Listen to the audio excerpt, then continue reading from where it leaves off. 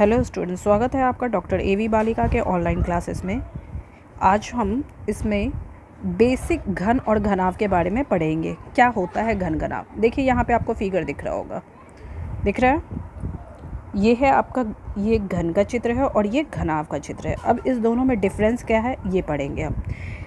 घन में क्या होता है, घन में इसका जो लंबाई, चौड़ाई और ऊंचाई होती है वो सारी क्या होती है, सेम होती है।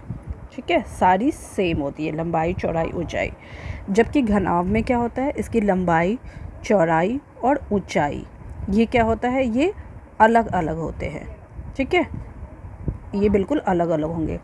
घन का आप एग्जाम्पल पाशा को ले सकते हैं, जो लूडो में खेलते हैं हम पाशा, उसको हम ले सकते हैं घन के रूप में। ठीक है, वो उदाहरण हो जाएगा। कुछ आपके सूत्र दिए हुए हैं जो आपको याद करना होगा, और इसको याद करने से क्या होगा, आपके जो मैथ्स है घन और घनाभ पर वो बिल्कुल बन जाएंगे। तो सबसे पहले हम घन से देखते हैं। घन का क्षेत्रफल, सबसे पहले आयतन है। आयतन क्या होता है, आयतन ए क्यू का मतलब है लंबाई, चौड़ाई और ऊंचाई। इन तीनों को अगर हम मल्टीप्लाई करेंगे तो इसका आयतन निकल जाएगा। पूर्ण पृष्ठीय क्षेत्रफल, पूर्ण पृष्ठीय क्षेत्रफल होता है इसका 6a²। 6a² का मतलब क्या होता है, इसकी लंबाई, चौड़ाई, ऊंचाई चारों तरफ से बिल्कुल जितने भी ये अपनी जगह छेकेगा, जितना भी इसका क्षेत्रफल होगा, लंबाई, चौड़ाई, ऊंचाई, इन सबको लेके होता है। तो ये कितना आता है, 6a²।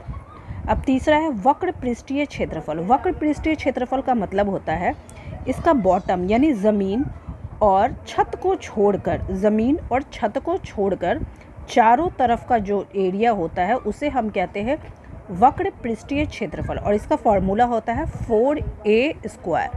ठीक है, चलिए अब घनाभ का देखते हैं।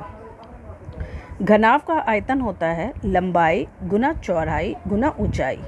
ठीक है, इसका पूर्ण पृष्ठीय क्षेत्रफल। अब पूर्ण पृष्ठीय क्षेत्रफल और वक्र पृष्ठीय क्षेत्रफल में अंतर समझ में आ गया होगा, अगर नहीं तो फिर दोबारा से बता देती हूँ। पूर्ण पृष्ठीय क्षेत्रफल का मतलब होता है ये इसकी लंबाई, चौड़ाई, ऊंचाई, उसमें ज़मीन और छत ये भी इंक्लूड होगा।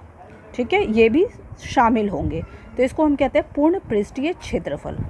और वक्र पृष्ठीय क्षेत्रफल कहते हैं जिसमें छत और ज़मीन नहीं होते हैं। ठीक है, चलिए, तो घनाभ का पूर्ण पृष्ठीय क्षेत्रफल हो जाएगा।